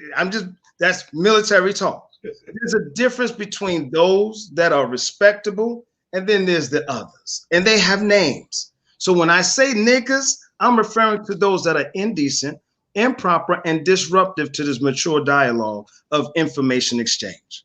So yes, at this point, I will definitely answer some questions to the mature. And you niggas, I ain't got time for you. Somebody said, oh, you say all that to say that. Somebody said, Grand Sheik, can you ask him what are the 5 points of fellowship? I will also put the link in there. I got 10 minutes, family, because we ain't gonna go long like we did before. No. Brother said he can't do it. Mm-hmm. He'll come back again, I hope, but we ain't gonna do it. Do you know what the 5 points of fellowship is? The 5 points of fellowship as pertaining to, I mean, we're having a conversation about militia-related stuff. So are you talking about militia fellowship? I mean, we're not having a religious conversation, so I don't know what that means. Let me answer this. They said, why are you talking about GMJ? He has nothing to do with what's in the news right now. The blacks are a mess, but more guy, he's not black. Let me explain to you. You're not black either if you look in the mirror. I can look at your picture and see that you're not black. Why are you talking about GMJ? Because last summer this time, it was a story that I covered, and I'm going to cover it to the end. He has nothing to do with what's going on in the news right now. He has everything to do with what's going on in the news right now, from all the threats that he's made, from all of the posturing that he has done, from all of the grandstanding. He has everything to do with stuff going on in the news right now, and he's will always be relevant conversation because you are here. The moment that the elect Lady Tay does not watch Moorish World TV and the 545 people do not watch it, then he is not relevant in the news. So go build your platform and we go from there. But for Moorish World TV, I started covering Grandmaster Jay and the fakeness, the fraud, and the agent type behavior. And I'm going to cover it to the end until he escapes to Africa, until he just say, you know what, go watch my documentary about NFAC, until he raps, until the whole act is a rap. I'm going to cover it. It is what it is. I'm going to go back and forth until it's over because it's almost there now. Desert Eagle say there's no more. All we need him to do is bow out and say, listen, there is no more NFAC. And guess what? He'll keep on giving some stuff. Next thing you know, he be booty scratching on the record. I can scratch with my buns. See, no. Nah. And I'm gonna report it. Y'all see Grandmaster Jay? So Hawker, let's close it out with some highbrow energy, okay? No, we good, brother. We good. This is Moorish World TV, brother. Come on. Listen, brother. You got to loosen up a little bit. I know. I'm listen. But see, here's the thing. You get upset when I talk about Grandmaster Jay. I just put a jokey joke on Grandmaster Jay. Said, hold up now, Tahaka. No, I'm just saying. I'm just listen. Hold up now. It's not that what I'm saying. You understand when I talk about Grandmaster Jay, do you? No. What I said. Man, listen. It's not. It's not. And I'm joking. See that? See, I got him getting you. It's all right. No, I'm not. Listen, I'm not phased by it. I wanted you to in all realness, I wanted you to give us something that you may have want to bring us up to speed with, something that maybe tell us about you and where you're going at from this point on. Okay, definitely. I will say this. Name aside, there is a collective energy in the state of Georgia. Everybody keep on saying Atlanta, throughout the state of Georgia, where we are comprised of a good number of members that are enacting something. What that something is to be revealed at a later date. But we're definitely in the continued fight for our people. And it is not, well, I'm not going to go there. But let's just say we're in a continued fight for our people. All right? And yeah, that's what I can say. I will say this, though. this whole thing that happened with Ozone, GMJ, the K False, the Crystal Muhammad's, the stuff going on in the New Black Panther Party, from what I'm hearing, the rumor mill about our Black organizations right now is on fire. And it's just disappointing. And there is nothing attractive anymore about the movement that those outside of it should even want to be a part of it. And that's just, it's sad. So all of us who are in it, those who aspire to be in it, those who are just watching just following it, just to see what kind of decision you want to make, we need to come together in a way that causes us to truly unify. You know, I know some people want, and it's okay. You can be 100 people over here that you're Moorish Temple of Science, whatever, that's fine. And your militia, organization, community building, that's fine. You over here, you the First Baptist platoon, whatever, that's fine. You over here, you're the atheist brigade, whatever. But if the common fiber amongst us all is the liberation of our people, we need to find some way to work together and stop the immaturity. And for those of you who know that you are being led by someone that is compromised in all their leadership, then you're just as much of a fault as watching them tear down the movement for your people. As long as you support that, you're part of the blame. And that's why everybody in the NFAC will tell you, I tried to help him, and I always spoke against him when he was out of line. We've had plenty of knockdown, drag out, FU moments, and that's because I was willing to be the one to tell him, you're out of line, get back in place. And when that didn't happen, I made the necessary move to protect both me and those that call me. Now, I just want to ask you before I close out, because I wanted to close out by 12, brother, and I appreciate that. There's a couple people in here. I'm only going to ask you because what they putting up here, they're putting up these homosexual things. Desert Eagle, Zeagles, he was put out for homosexual harassment. See, that whoever did that, their life is so empty. Like you are so nothing in this moment. Like really though, oh man, you needed this month. It's at 11, almost at midnight. And that's the highlight of your day. I was on there with an assumed name. Nobody knew me, and I put something on there about a respected commander. You an idiot. That's the nigga moment. let me get this real quick. So somebody man, question: are you a Grand Sheik? Absolutely. I'm a Grand Sheik. Prime Minister.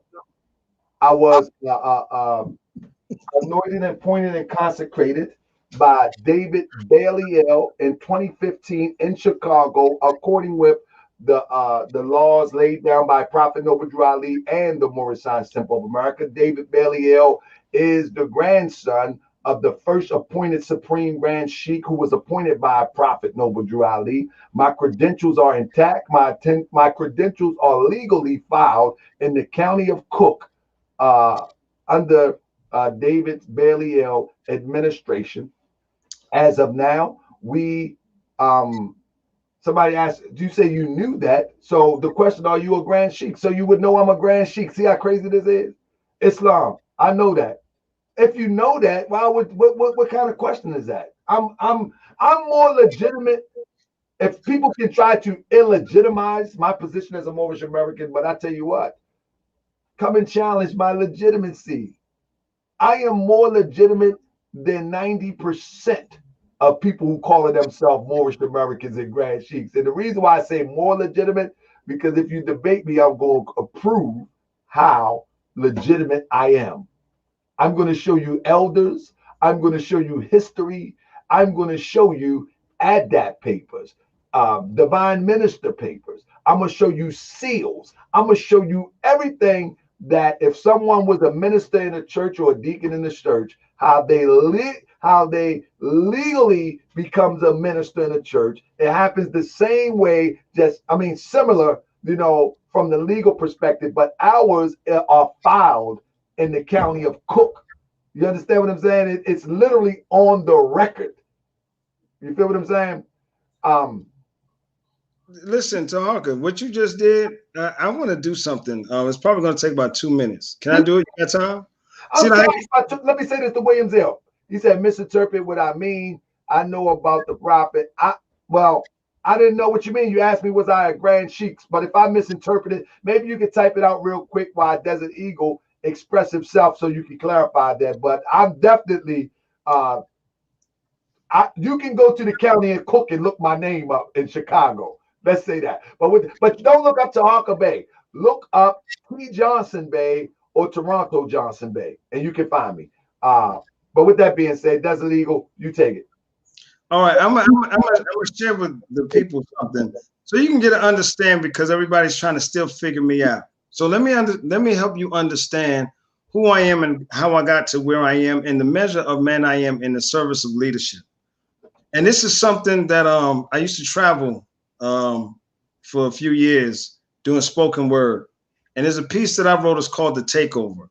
And it's my personal testimony that I give to people so you can understand who Desert Eagle really is. And it's just me pretty much talking to, I guess you could say, the enemy, inner me. I guess you could say, some people say the devil, whatever, this, that, and whatever you want to call it. But it's just me talking to my inner self about the destruction of the path that I was headed down and how I changed. And it goes like this. You were subtle when you stung me. No initial burn from your venomous prick, so I didn't fight you. As you coasted through the streams of my thought process to make me more like you. You penetrated the pores of my flesh with indoctrinations of ungodly mess. His mission was to make me blessed, but your mission was to make me less. You infiltrated my existence with perversion through persistence. For destruction, you were insistent, and with ignorance, I gave assistance. I was seduced to be reduced. As worldliness was introduced, a pawn for the devil's use, and in my youth, I was induced. Those wonder years. The years I cried those silent tears and roamed the streets with violent peers. If God exists, I wonder where. Years. Too inexperienced to hear the cries of my inner man, I became more of a sinner man. You gave me everything I needed to ensure to hell I speeded, body and soul depleted when my sins became exceeded. You took me from wine coolers to beer to 90 proof. Weed clouded my mind. Your lies became my truth. You surrounded me with influences that restrained me, detained me, restrained me in your plot to obtain me. You gave me women and young ladies who gave sex with ease. I thought I was blessed to please, but STDs were found to be in the best of these. You gave a 38-45 and that Glock to squeeze, performing robberies for that cheese that I got to seize. You gave me notoriety through my impropriety and sins of variety. You had me lost when you recruited me like Sam and made me a squad leader in a platoon of the damned. You had me mark my body with art to forever remember my pain. You had it embedded in my brain that forever I live with shame. You had me thinking God would never forgive me and curse is forever my name. You had me trapped in your web and your game and to forever remain, but you were wrong. Deep down, I was feeling beat down. From all the warnings that went unheeded, godly counsel I deleted. On my throne, sin was seated, so to God I humbly pleaded, Father, help me. I'm so sick of the drugs, rolling with thugs, my mind slipping, jail cells, casual sex, wine sipping, group homes, shootouts, street brawls, knife fights, homelessness, robberies, perversion, nightlife. A broken and battered teen whose eyes have lost its gleam. Now a young adult, it seems, whose mind has lost his dreams. I scream, Father, help me! And my sinner's cares became my sinner's prayer, and God saved me. You see, the intensity of the fight you invest in me shows the knowledge and the fear you have of my destiny. You did everything that you could to leave me destitute, polluted, spiritually stripped and looted with tricks and treats to keep me rooted. See, you treated me like I was a forgotten son, but you forgotten, son, that I'm a son of the begotten one. Restoration was given for the years you stole. God's covenant promise and favor bestowed. Court cases I pleaded deals through the Most High were repealed, dismissed, then later sealed. Mercy of God revealed. New life, new man, new spirit, new mind, new garments, new skins, new friends, new wine. And now I shine. That's right. From the years of adolescence, both pre and post pubescence, he was always in my presence to give me light and luminescence. So the life that you took and groomed for the scorching only strengthened me in my witness and didn't lead to misfortune. The life that you took and groomed to be sinister, he brought me out, put me on stages to now minister. The hands that told the guns, now wave and give him praise. That mind that was depraved, transform and think and save. These eyes that used to lust, now seeks the kingdom first, and the lips that used to curse, speak love and Bible verse. That's right. Now I'm coming for you. You, the accuser of the brethren, this battle you will never win. Ties forever severing. I'm armed with the word and the legion of holy veterans. That's right. I now serve the God of my youth. The God who kept me, though at times I was aloof. But now I raise the roof, rooted in righteous truth. This is my takeover. So for all of you who want to know who Desert Eagle is, I lived the life of a lie. I lived the life of a criminal. I lived the life of somebody that was no credit to his people. And now I stand with integral service to ensure that anybody in my pathway that is of my people, 12 tribes, or whatever you want to call it, whatever kind of mysticism you want to break down from the stars or whatever, I don't care. But if you're my people, you want to be called Black, African American, you want to be called Moor, guess what? You're my people. I stand in service with you, integrally, impeccably, and honorably, as unto the Most High, so that I can be a credit to you. So for some of you that I got out of line with today, I apologize, because this is serious to me. I invest my time, my dime, and my spirit, man, so I can be of service to my people. I have never got out of line, disrespected, or anything. I've always been on the defensive. I've never attacked my people. I go in my own pocket and do all kind of stuff. And I've been having a track record of doing that in this state and in other states. The receipts are out there. This is serious. So no disrespect for those of you who want to take the time and to ridicule for those of us who are really in this service. Unfortunately, I punctuate by saying, you are the nigga. I got no more to say to him. You trying to shine on me with those bars, bro? What's up? Are you trying to shine on me, bro? You know I got bars, bro. That's what you trying to do? Tahaka, I'm a writer, Tahaka. I'm just saying. People say they would like to get a copy of it. So if it's somewhere where you can pass me a link or somewhere, I don't know. Yeah. I can put it in the comment section later. All right, listen, I got a library of works, but that's fine. It's meant to give to the people. It's meant for the people to hear. That's my personal testimony, and then some. But that's I went through a lot. I wasn't a credit to my people, so now I stand in service for my people. And be honest with you, yes, that demands a certain level of respect. Man. Let me see.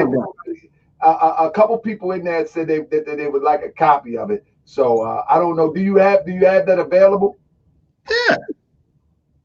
Where you got it available? Listen, I'll send it to you, and you can bless whoever you want to bless with it. All right. My life is blessed. I'm not looking for no money for it. Just go ahead. It's called The Takeover. Only visit African American platforms. I've heard him talk for hours on one of them. He seeks information for what? I don't know. I don't know what that means. I don't either. I just don't. I mean, I'm not trying to judge it one way or the other because I don't know what it means. But hold on, to clarify, Tahaka, did I call you today about this? No. I called you. Thank you. So let's try this. Let's try this. We all not gonna be. This ain't no damn unity. Ain't no unity party with people who don't want the true liberation. Hypocrites and weak-minded, weak-blooded, spineless people. This ain't that kind of party. But those who want liberation.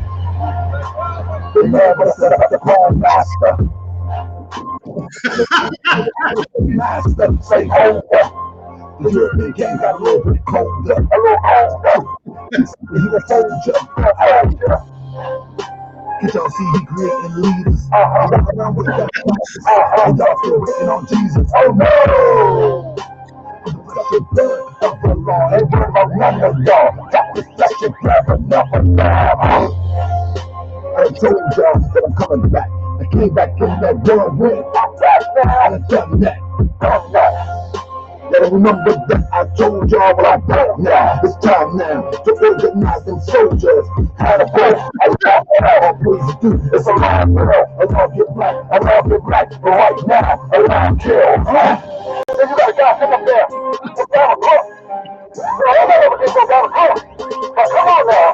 Got a nerve to call most crazy, but y'all support me agents. Man, it's so amazing how consciousness is fading. Hustlers, dope boys, hot girls, go hard. Thoroughbreds, true free fighters, falling for this lame fraud. Hustlers, dope boys, hot girls that go hard. Thoroughbreds, true free fighters, falling for this lame fraud. You walk away from these Negroes.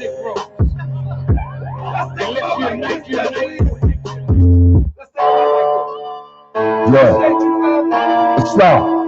I'm trying to be your friend, man. Try to be your friend, bro. Help me out.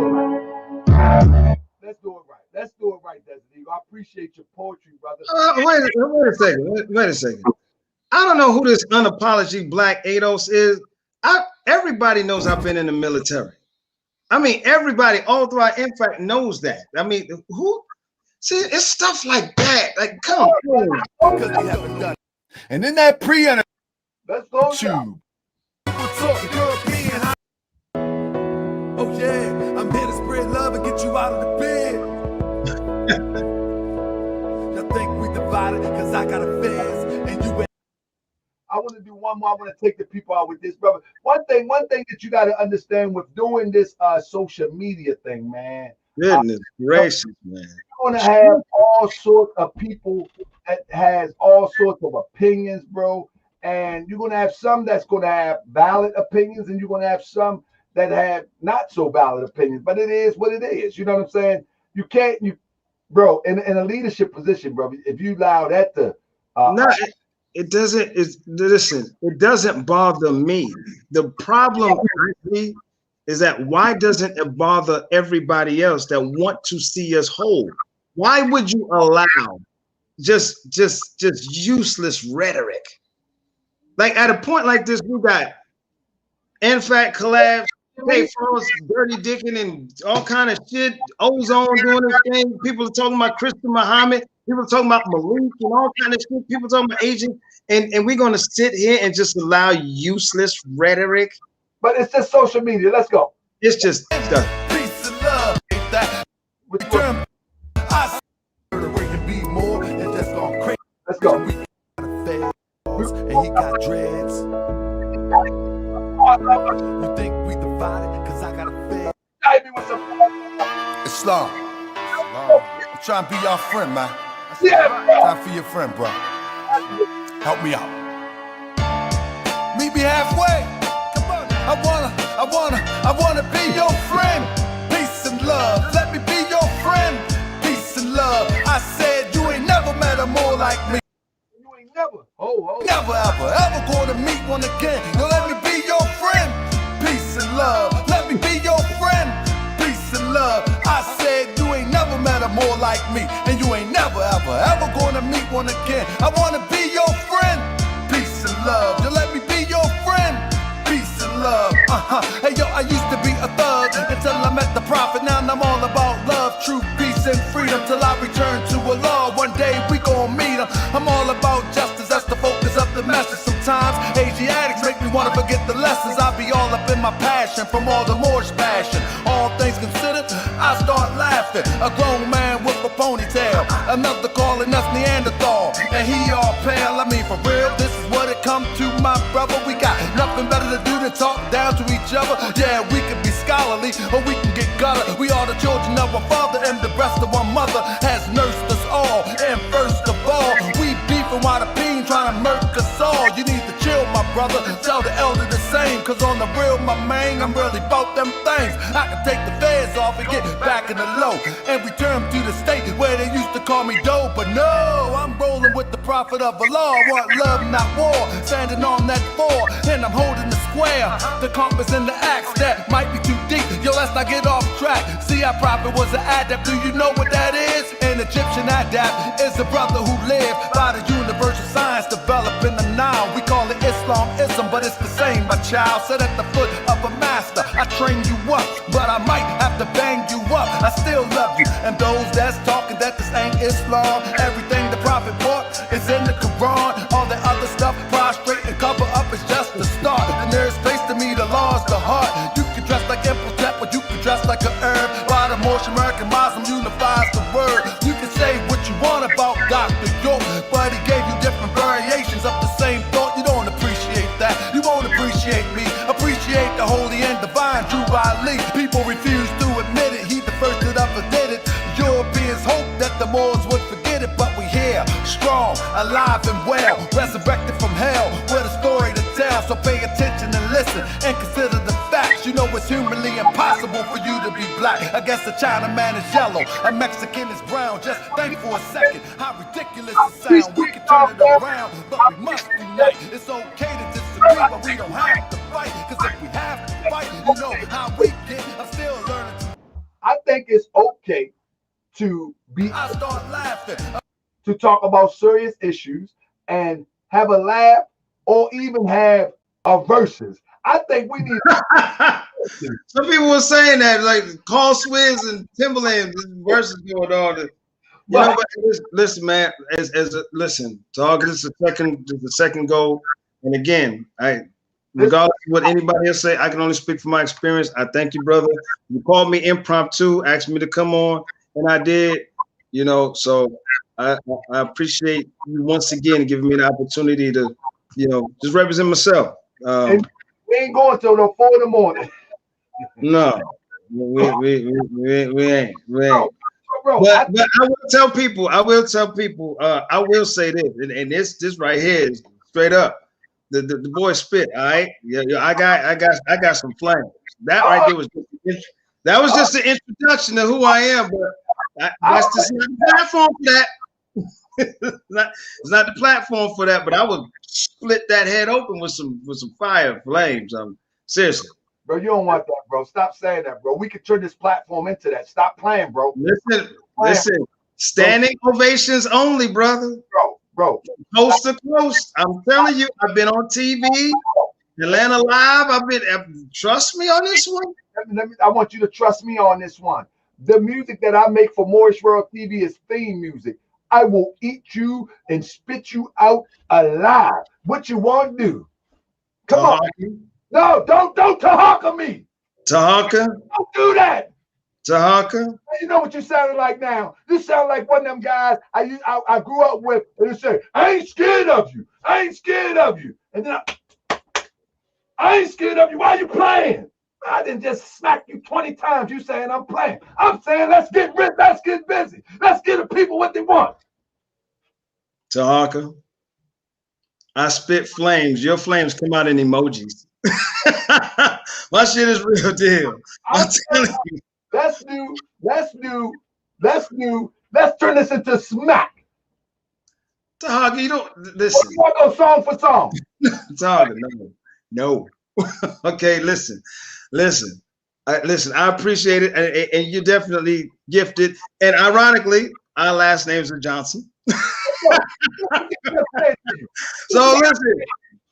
When I was growing up, right, people like, man, I ain't scared of you. But they were. It sounded like you a little bit shook, bro. I'm gonna sleep on it.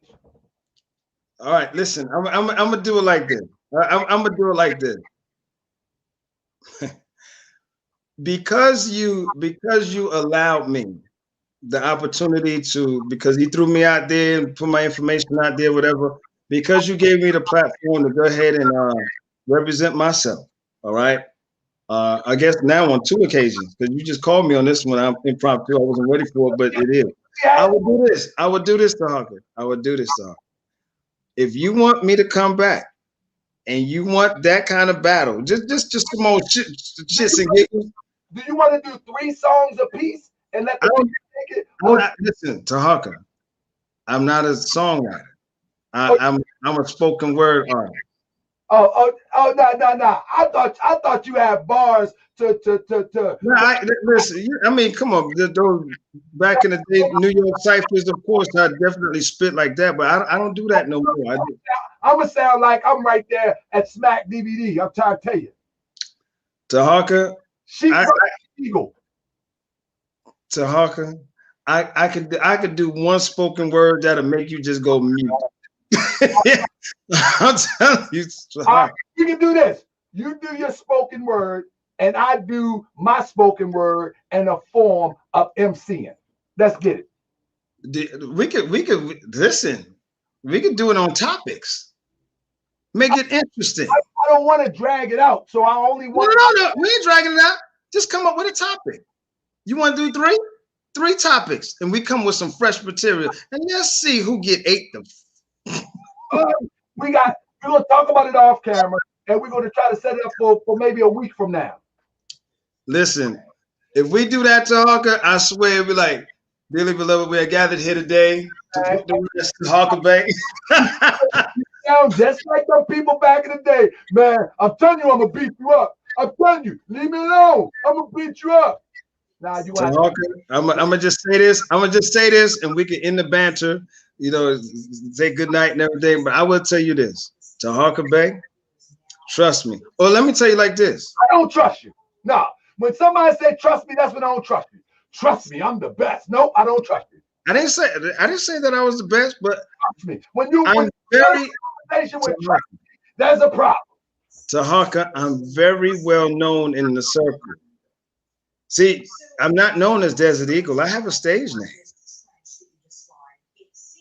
Right? I have a stage name. Bro. It ain't Desert Eagle. Desert Eagle is my service name, so to speak. Bro, do you know I used to do this for real? Yeah, I mean, bro. Bro, I used to do this for real, bro. I don't know how for real you used to do it.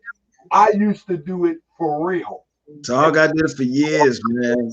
In my 20s, I used to do this for real.